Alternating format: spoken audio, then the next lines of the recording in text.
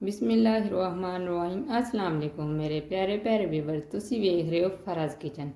Faraz kitchen ਤੋਂ ਤੁਹਾਡੀ ਭੈਣ ਇੱਕ ਦਫਾ ਫੇਰ ਤੁਹਾਡੀ ਖਿਦਮਤ 'ਚ ਹਾਜ਼ਰ ਹੈ। ਅੱਜ ਜਿਹੜੀ ਮੈਂ ਤੁਹਾਨੂੰ ਰੈਸਪੀ ਦੱਸਣ ਲੱਗੀ ਉਹ ਬਹੁਤ ਹੀ ਯੂਨੀਕ ਤੇ ਬਹੁਤ ਹੀ ਡਿਫਰੈਂਟ ਰੈਸਪੀ ਹੈ, ਬਹੁਤ ਹੀ ਟੇਸਟੀ ਰੈਸਪੀ ਹੈ। ਤੁਸੀਂ ਇਹੋ ਜਿਹੀ ਰੈਸਪੀ ਤੁਸੀਂ ਕਦੀ ਖਾਧੀ ਨਹੀਂ ਹੋਏਗੀ।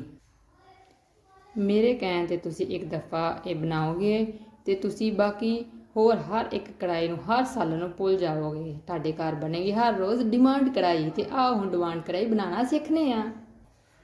डिमांड कढ़ाई बनाने वास्ते असां चुल्हा ऑन कर लिया।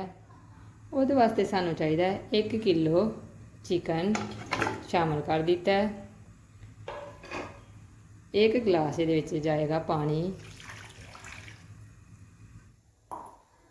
2 मीडियम साइज़ के प्याज मैं कट लेने बारीक बारीक। बर्तनों को तुसीं चंगी तरह साफ करना है।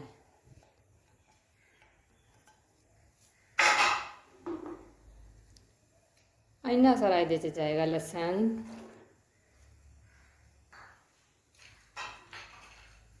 एन मेरे को खड़े गरम मसाले, 1 टीस्पून ये जाएगा नमक, 1/2 टीस्पून ये जाएगी हल्दी,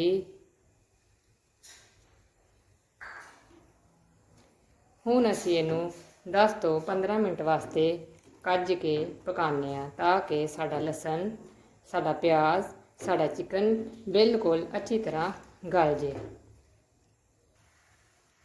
हल्दी तो दी वजह तो साढ़े चिकन के खूबसूरत जहा कलर आ जाएगा तो लसन प्याज भी साढ़े गल जाएंगे। साडा जिहड़ा ये चिकन ये भी गल जाएगा। असी इनू 10 तो 15 मिनट तक फुल फ्लेम ते पकाना है। तो उपरों इनू कढ दवो। 1-2 दफ़ा इनू दरम्यान च तुसी चैक करते रहना है। तो मिलने 15 मिनट बाद जी वीवर 15 मिनट हो गए ने। साडा चिकन जिहड़ा है पकद्या वेखो माशाल्लाह पानी भी खुशक हो गया है, लसन प्याज भी अच्छी तरह गल गया है तो चिकन ते भी कितना खूबसूरत जहा कलर आ गया। तो मसालियां खड़ियां की बहुत प्यारी जी खुशबू आ रही है। हुण असीं इहदे विच शामिल करने 1/2 कप तो कुछ ज़्यादा ऑयल है साडे कोल। इस डालिया विच ये बिल्कुल ही बहुत डिफरेंट रेसिपी बनेगी तुहाडी। माशाल्लाह बहुत ज़ायके आने वाले हैं तुहानूं। मेरी वो भैनों मैं तुहाडे वास्ते कुकिंग बहुत आसान कर दी है। तुसीं खुशी खुशी हुण किचन च जाके खाना बनाओगे। ना सानूं कोई पेस्ट बनाने की जरूरत है इहदे विच, ना सानूं मसाले कुट्टण की इहदे विच जरूरत है। बहुत आसान तरीके नाल, बहुत ईजी तरीके नाल मैं तुहानूं समझा दिता है। तो वीडियो नूं एंड तक वेख्या करो ताकि तुसीं कोई भी चीज़ मिस ना करो। तुसीं भी अच्छे तरीके नाल मेरी तरह लजीज खाना जिहड़ा है वो तैयार कर सको। चिकन असीं ऑयल पा के इनू मजीद 5 तो 7 मिनट तक अच्छी तरह पकाना है।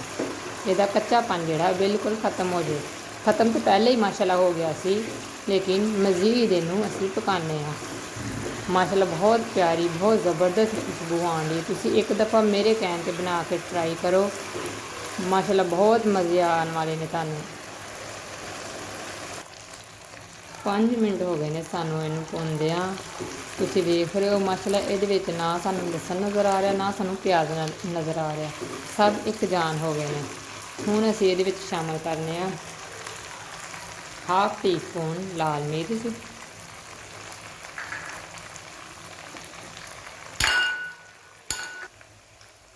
2 तो 3 चुटकी हल्दी,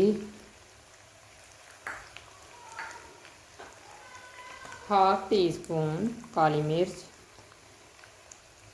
1 टीस्पून गरम मसाला, 1/2 टीस्पून नमक। नमक असी पहले भी शामिल किया है, इस वजह तो असी नमक घट इस्तेमाल किया है। तुसी अपने टेस्ट के हिसाब नाल नमक मिर्च कम या ज़्यादा कर सकते हो। मैं 1 किलो का तुहानूं दस्सण लई 2 टमाटर जो कि मैं ग्राइंड करके रखे सन, पेस्ट इन्हां दा,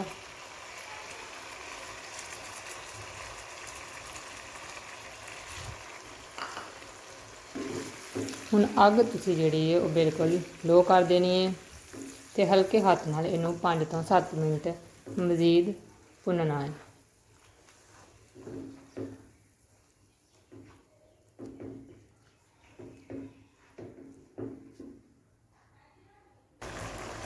ਟਮਾਟਰਾਂ ਦੀ ਵਜ੍ਹਾ ਤੋਂ ਜਿਹੜਾ ਸਾਡੇ ਚਿਕਨ ਨੇ ਪਾਣੀ ਛੱਡਿਆ ਸੀ ਉਹ ਬਿਲਕੁਲ ਤਕਰੀਬਨ ਖੁਸ਼ਕ ਹੋ ਗਿਆ ਹੈ। ਅਗਰ ਤੁਸੀਂ ਚੈਨਲ ਤੇ ਨਵੇਂ ਹੋ ਤੇ ਚੈਨਲ ਨੂੰ ਸਬਸਕ੍ਰਾਈਬ ਕਰੋ, ਲਾਈਕ ਕਰੋ, ਸ਼ੇਅਰ ਕਰੋ ਤਾਂ ਕਿ ਕਿਸੇ ਮੇਰੀ ਭੈਣ ਨੂੰ ਜਿਹਨੂੰ ਖਾਣਾ ਨਹੀਂ ਬਣਾਉਣਾ ਆਉਂਦਾ ਉਹ ਵੀ ਬਆਸਾਨੀ ਖੁਸ਼ੀ ਨਾਲ ਕਿਚਨ 'ਚ ਜਾਵੇ ਤੇ ਅੱਛਾ ਜਿਹਾ ਖਾਣਾ ਤੁਹਾਡੇ ਵਾਸਤੇ ਬਣਾਵੇ। 4 ਤੋਂ 5 ਅਸੀਂ ਇਹਦੇ ਸ਼ਾਮਲ ਕਰ ਦਿੱਤੀਆਂ ਨੇ ਸਬਜ਼ ਮਿਰਚਾਂ। ਹੁਣ ਅਸੀਂ ਸ਼ਾਮਲ ਕਰਨ ਲੱਗੇ ਹਾਂ ਇਸ ਰੈਸਪੀ ਦੀ ਜਾਨ, ਜਿਹਦੇ ਨਾਲ ਇਹਦੇ 'ਚ ਜਾਨ ਆਏਗੀ। 1 ਕੱਪ ਫੁੱਲ ਕਰੀਮ दूध,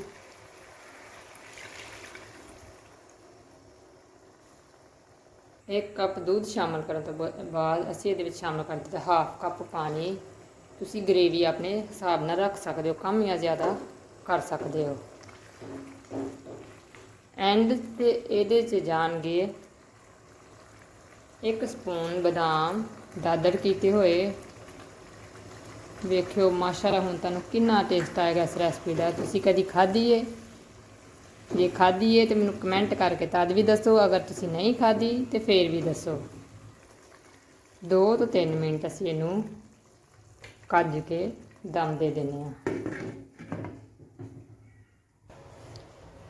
जी वीवर्स देखो माशाल्लाह सालन साड़ा बिल्कुल रेडी हो गया है। चूल्हा असीं बंद कर देने। चूल्हा असीं बंद करने तो बाद ये जिहड़े पत्ते ने इन्हां नूं असीं रिमूव कर लैने।